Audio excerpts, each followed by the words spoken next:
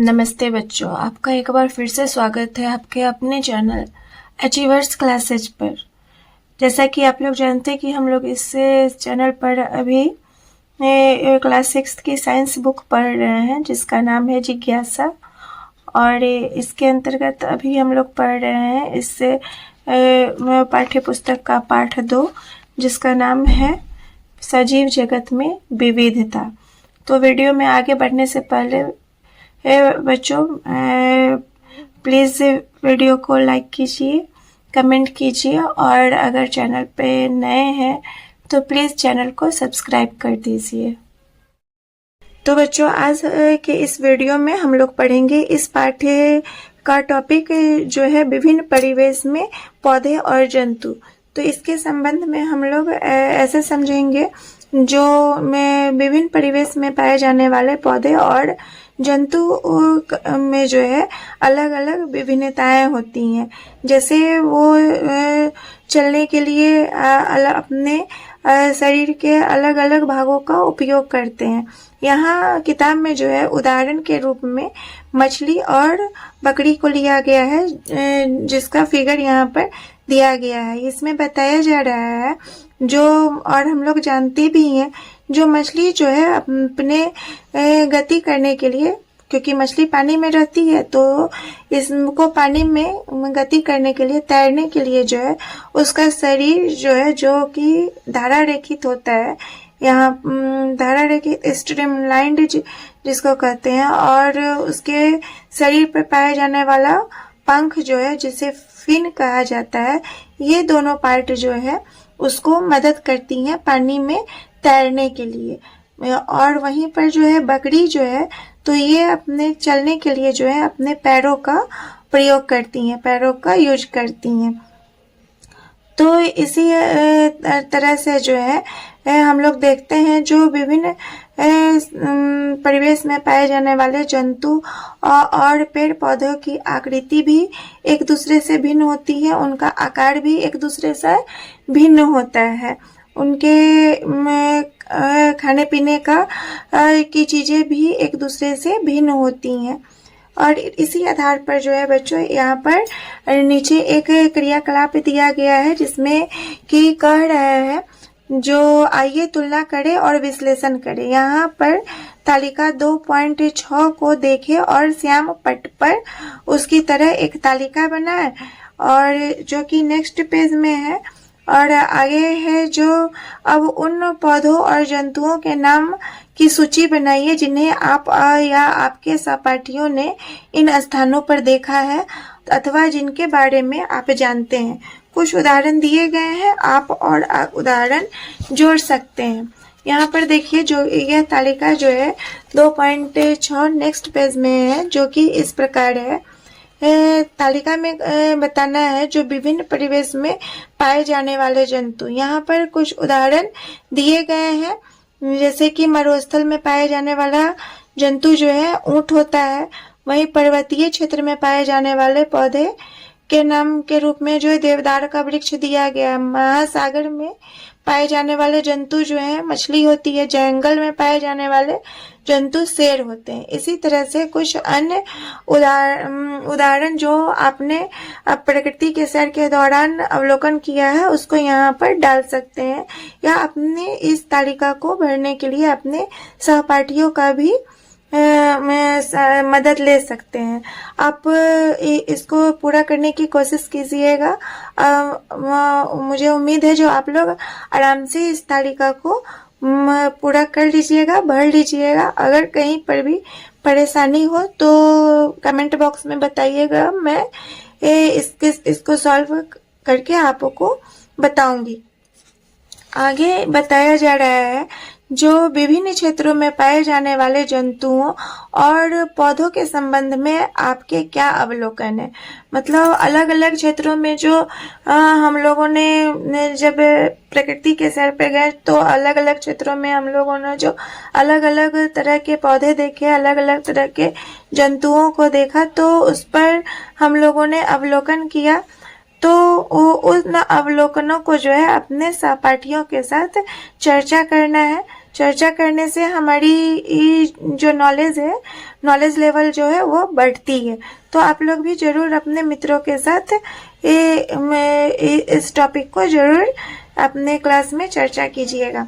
आगे 2.6 में आप देख सकते हैं कि एक ही प्रकार के क्षेत्र में पाए जाने वाले पौधे एवं जंतु अन्य प्रकार के क्षेत्रों में पाए जाने वाले पौधे और जंतुओं से भिन्न होते हैं। तो हम लोग जानते ही हैं जो एक प्रकार के क्षेत्र में पाए जाने वाले पौधे और जंतु जो हैं दूसरे परिवेश में पाए जाने वाले पौधे और जंतुओं से भिन्न होते हैं। जैसे कि यहाँ पर चित्र के माध्यम से समझाया जा रहा है कि मरुस्थल में मोटे और मांसल तने युक्त नागफनी के पौधे होते हैं। तो नागफनी के पौधा मोटा होता है तो मांसल युक्त होता है। इसके अंदर जो है बच्चों पानी जमा होता है जो कि उसको रेगिस्तान में मरुस्थल वाले परिवेश में उसको आराम से जिंदा रखने में मदद करता है। दूसरे चित्र के में दिखाया गया है जो पर्वतीय क्षेत्र में देवदार का वृक्ष है। तो देवदार का वृक्ष हम लोग देख रहे हैं यहाँ इस आकार का होता है। हम लोग जानते हैं जो पर्वतीय क्षेत्र में जो है हिम वर्षा होती है, मतलब बर्फ ज्यादा गिरते हैं। तो देवदार के पौधे का इस आकृति के कारण जो है उस पर पौधे पर बर्फ जो है नहीं टिक पाते हैं और यह पौधा आराम से वहां पर जीवित उस परिवेश में जो है आराम से जीवित रह पाता है। यहाँ यह ध्यान देना आवश्यक है कि अलग अलग क्षेत्रों में पाए जाने वाले दोनों प्रकार के पौधे एक दूसरे से भिन्न होते हैं। आइए पता लगाते हैं ऐसा क्यों है। एक क्षेत्र में जैव विविधता दूसरे अन्य क्षेत्र की जैव विविधता से अलग क्यों होती है। आइए हम लोग इस बात को जानने का प्रयास करते हैं। जो एक क्षेत्र में पाई जाने वाले जो विविधता है, जैव विविधता है, वो दूसरे क्षेत्र की जैव विविधता से अलग क्यों होती है। तो चलिए बच्चों इसको आराम से हम लोग समझते हैं आसान शब्दों में। तो हम लोग जानते हैं जो मरुस्थलीय क्षेत्र में जो है बहुत कम पानी रहता है। शुष्क मरुस्थल में जो है हम लोग जानते हैं दिन में बहुत ज्यादा गर्मी होती है और रात जो है बहुत ज्यादा ठंडे होते हैं। इसलिए इन क्षेत्रों में जो हम लोगों को पौधे और जंतु मिलते हैं, इन क्षेत्रों में जो पौधे और जंतु पाए जाते हैं, तो वे सब जो है क्या करते हैं, दिन के समय अत्यधिक गर्मी और रात के समय में जो अत्यधिक ठंड वाली परिस्थितियों में रह सकते हैं। उनके शरीर का बनावट इस तरह से होता है जो उनको इस परिवेश में अनुकूलन करने के लिए मदद करता है। आगे है मरुस्थल में पाए जाने वाले पौधे और के मांसल तने जल को संग्रहित करते हैं। जैसा कि पीछे मैंने आप लोगों को बताया था जो नागफनी का पौधा जो है मांसल युक्त होता है, तो इसके अंदर जो है पानी संग्रहित होता है जो उसको उन स्थान की गर्म परिस्थितियों में को सहन करने में सहायता करती है। और इसी तरह से बहुत ठंडे पर्वतीय क्षेत्र में जो प्रायः हिमपात होता है, तो ऐसी परिस्थिति में जो है वहाँ जीवित रहने के लिए वृक्षों की बनावट ऐसी होती है कि उस पर बर्फ नहीं टिकती है। जैसा कि मैंने पीछे आप लोगों को बताया है जो पर्वतीय क्षेत्र में जो पौधा पाया जाता है उसकी जो देवदार के वृक्ष होते हैं उसका बनावट जो है शंक्वाकार होता है और नीचे झुकी हुई शाखाएं जो है उनको अपने ऊपर हिम जमा मतलब बर्फ जमा नहीं करने देती है और इस तरह से वह जो है बर्फ बड़ी होती है तो इन पौधों पर जो है बर्फ जो है टिक नहीं पाता और वह आराम से नीचे फिसल जाता है और पौधा आसानी से जो है जीवित रह जाती हैं, उनको कोई नुकसान नहीं होता है। अब ऐसा है जो आप समझ गए होंगे कि विभिन्न स्थानों की जैव विविधता विभिन्न परिस्थितियों के कारण एक दूसरे से बहुत जो है अलग होती है। आगे है जो राजस्थान के गर्म मरुस्थल के ऊंट और लद्दाख के ठंडे मरुस्थल के ऊंट को देखिए। यहाँ चित्र के माध्यम से दो परिवेश में पाए जाने वाले ऊंट को दिखाया गया है। पहला चित्र में जो है यह राजस्थान के गर्म क्षेत्र में पाए जाने वाले ऊंट का चित्र है और यह है लद्दाख के ठंडे मरुस्थल में पाए जाने वाला ऊंट। तो राजस्थान में जो है गर्म मरुस्थल है, तो यहाँ जो ऊंट पाया जाता है उसके जो पैर होते हैं वो कैसे होते हैं। गर्म मरुस्थल में पाए जाने वाले ऊंटों के पैर लंबे होते हैं, इनमें चौड़े खुर होते हैं। और यहाँ पर कक्षा के एक बच्चे जिसका नाम है एलेक्स ने बताया कि उसकी दादी ने उसे बताया था कि ऊंट के लंबे पैर और चौड़े खुर जो है उसको रेतीले मरुस्थल की रेत में बिना धंसे चलने में मदद करती हैं। यहाँ पर जो हम लोग जानते हैं कि ऊंट रेतीले रेगिस्तान में जो राजस्थान जैसे गर्म प्रदेश में जो ऊंट पाया जाता है उसका पैर जो है लंबा होता है और उसके खुर जो है चौड़े होते हैं जो उसको बालू पर चलने में मदद करते हैं, गर्म मरुस्थल में चलने में मदद करते हैं। वहीं पर जो ठंडे प्रदेश में जो ऊंट पाया जाता है तो उसका शरीर जो है मांसल होता है और उसके पैर जो है अपेक्षाकृत गर्म मरुस्थल के ऊंट से छोटा होता है, जो उसको बर्फ पे चलने में ऐसा पैर जो है ठंडे मरुस्थल में पाए जाने वाले ऊंट को बर्फ पे चलने में मदद करता है। क्योंकि ठंडे मरुस्थल में अधिक भोजन उपलब्ध नहीं होता है और उस समय उन्हें कुबड़ों में संचित भोजन को उपयोग करना होता है। हम लोग देख रहे हैं जो ठंडे मरुस्थल में जो है ऊंट के जो शरीर पर जो है दो कुबर होता है। इसमें जो है ऊंट ठंडे जब अधिक ठंड पड़ती है उस क्षेत्रों में तो उस समय जो भोजन अधिक नहीं पर्याप्त मात्रा में नहीं मिलता है तो उस समय ये ऊंट जो है अपने कुबर में जो भोजन जमा करके रखते हैं, संचित करके रखते हैं, उस भोजन को से वे लोग जो है अपना काम चलाते हैं। और हम लोग देखते हैं जो जब ठंड का मौसम जो है कम होता है तो इनका जो कुबर है वह छोटा होने लगता है और इनके शरीर पर गर्म क्षेत्र में जो ऊंट ठंडे क्षेत्र में जो ऊंट पाए जाते हैं उनके शरीर पे जो है बहुत अधिक बाल होते हैं जो उनको ठंडे परिवेश में जीवित रहने के लिए उनको मदद करती हैं।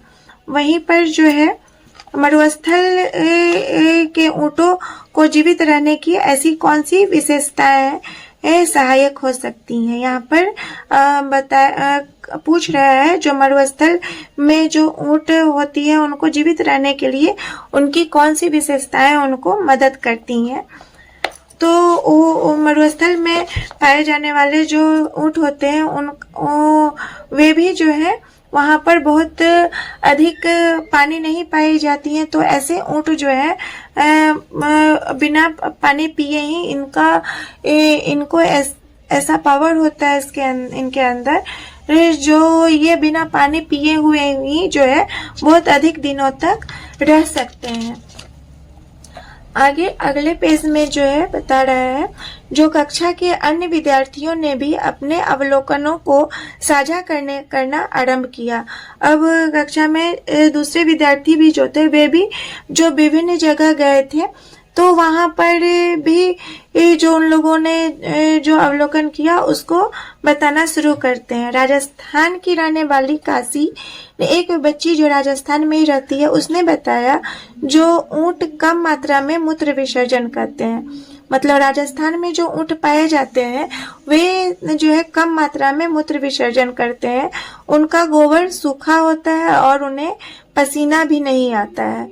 चूंकि ऊंट अपने शरीर में से बहुत अधिक पानी का त्याग नहीं करते हैं इसलिए बिना जल पिए हुए ही वे कई दिनों तक जीवित रह सकते हैं।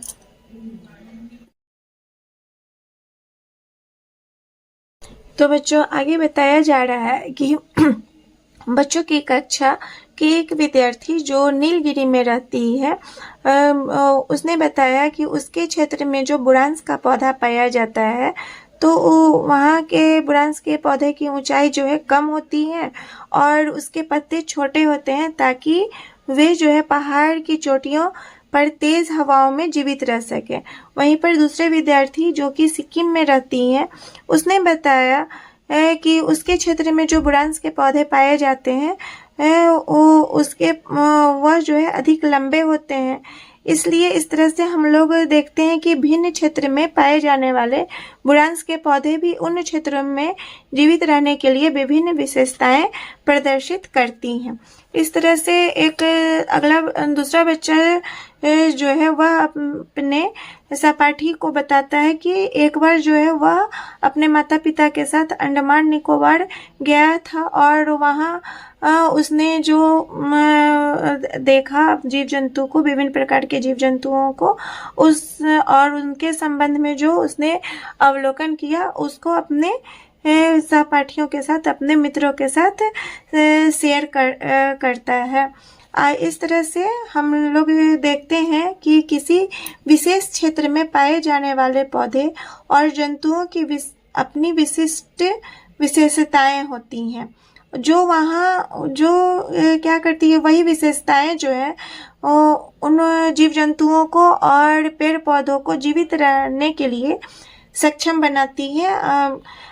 ऐसी विशिष्ट विशेषताएं जो है जो पौधों और जंतुओं को किसी विशेष क्षेत्र में, स्पेशल क्षेत्र में जो है जीवित रहने के लिए सक्षम बनाती है, उन्हें ही अनुकूलन कहा जाता है।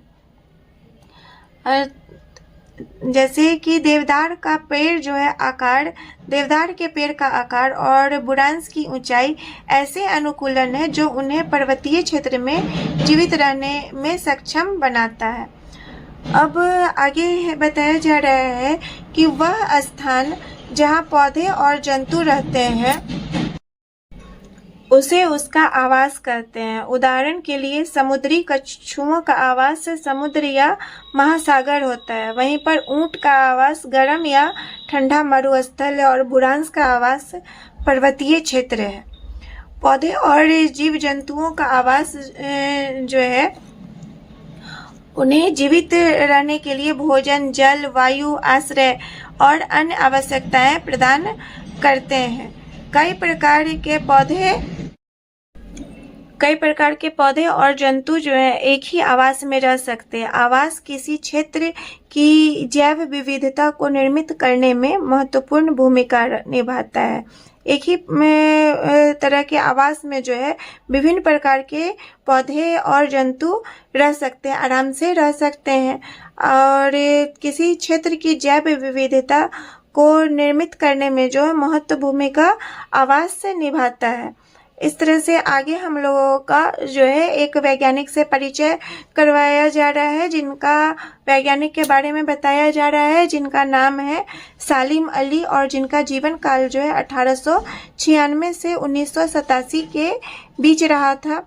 तो सलीम अली ने जो है पक्षियों में विविधता का अवलोकन करने के लिए पूरे भारत की यात्रा की थी। इन्होंने पक्षियों में जो विविधता पाई जाती है उन पर अवलोकन करने के लिए ये सालिम अली साहब पूरे भारत की यात्रा की थी। उन्होंने सभी पक्षियों की एक सूची तैयार की थी, एक लिस्ट बनाया था और उनके यात्रा मार्ग में और उसके आवासों को भी प्रलेखित किया था और उन्होंने पक्षियों की अत्यधिक विविधता वाले क्षेत्र को अंकित किया और उन क्षेत्रों के संरक्षण के उपाय भी बताए थे।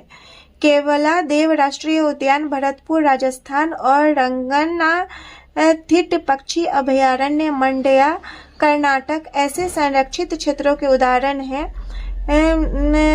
उन्होंने क्या किया था, जो भारतीय उपमहाद्वीप के पक्षियों पर 10 खंड की एक ऐतिहासिक पुस्तक श्रृंखला भी लिखी थी।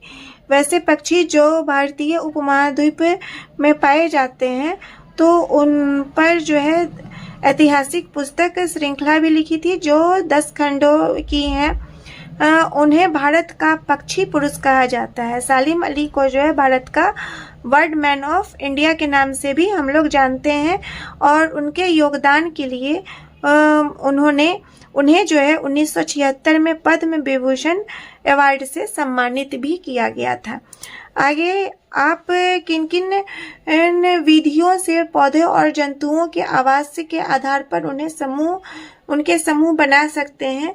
यह विधि तो एक है जो थल पर रहते हैं और जो जल में रहते हैं के आधार पर समूह बनाया जाए। यहाँ आगे कह रहा है जो इस आधार के अलावा भी कौन कौन से ऐसे आधार हो सकते हैं जिस पर जो है हम लोग पौधे का और जंतुओं के आवास के लिए जो है समूह बना सकते हैं। तो थल पे रहने वाले जंतु और पौधों के आवास को थलीय आवास कहते हैं। वन और घास के मैदान, मरुस्थल और पर्वतीय थलीय आवास के कुछ उदाहरण हैं। जल में रहने वाले पौधे और जंतुओं के आवास को जलीय आवास कहते हैं और इसमें के जो उदाहरण है तालाब हैं, झील हैं, नदियां हैं, महासागर जलीय आवास के एग्जाम्पल्स हैं। अब ऐसे ही मेढक जैसे कुछ जंतु जो हैं वे जल के साथ साथ जो है थल पे भी रहते हैं, मतलब जमीन पे भी रहते हैं। इन्हें जो है कौन सा जंतु कहा जाता है? उभयचर जंतु कहते हैं। मेढक को हम लोग उभयचर जंतु कहते हैं। यदि किसी पौधे और जंतु का आवास क्षतिग्रस्त हो जाए तो क्या होगा? यदि बकरी को खाने के लिए घास न मिले तो क्या होगा? क्या मछली बिना पानी के जीवित रह सकती है? अपने माता पिता, दादा दादी और पड़ोसियों से उन पौधों, पक्षियों, कीटों अथवा अन्य जीव जंतुओं के बारे में जाने जिन्हें बचपन में वे प्रायः देखते थे, लेकिन अब वे कम दिखाई देते हैं। आप भी अपने माता पिता, दादा दादी और पड़ोसियों से इस संबंध में चर्चा कीजिएगा और जानने का प्रयास कीजिएगा कि उनके बचपन में उन लोगों ने कौन सा जीव जंतु देखा था और कौन से पेड़ पौधे देखे थे जो आजकल बहुत कम पाए जाते हैं या पाए ही नहीं जाते हैं। ऐसे परिवर्तन तब होते हैं जब आवास नष्ट हो जाता है। तो ऐसा क्यों होता है? तो इसलिए होता है जब उनका आवास जो है नष्ट हो जाता है। पौधे और जंतुओं के आवास की क्षति से वे अपने घर, भोजन और अन्य संसाधनों से वंचित हो जाते हैं। इसे जैव विविधता की हानि होती है और इसका जब आवास नष्ट हो जाता है तो इससे जो है किस चीज़ की हानि होती है? तो जैव विविधता की हानि होती है। तो इस तरह से बच्चों जो है हम लोग अब इस पाठ के लास्ट पड़ाव पर पहुंच गए हैं जो कि पेज नंबर 28 में है और इस पेज में एक जानकारी दी गई है क्या आप जानते हैं के माध्यम से। तो बताया गया है जो भारत में बंगाल बाघ और चीता और गोंडवन की संख्या जो है यह चित्र के माध्यम से ये तीनों जानवरों को दिखाया गया है। इनका जो इनकी संख्या मानवीय गतिविधियों द्वारा हुई उनके आवासीय क्षति के कारण घट गई है। इन सब जंतुओं की संख्या जो है अब बहुत घट गई है। भारत सरकार ने हमारी जैव विविधता के संरक्षण के लिए अनेक परियोजनाएं प्रारंभ की है। बंगाल टाइगर की घटती संख्या के संरक्षण के लिए 1973 में बाघ परियोजना, जिसको हम लोग प्रोजेक्ट टाइगर के नाम से भी जानते हैं, उसकी आरंभ की गई थी भारत सरकार के द्वारा। और दूसरा जो है चीता की संख्या को पुनः स्थापित करने के लिए 2022 में चीता पुनर्वास परियोजना, चीता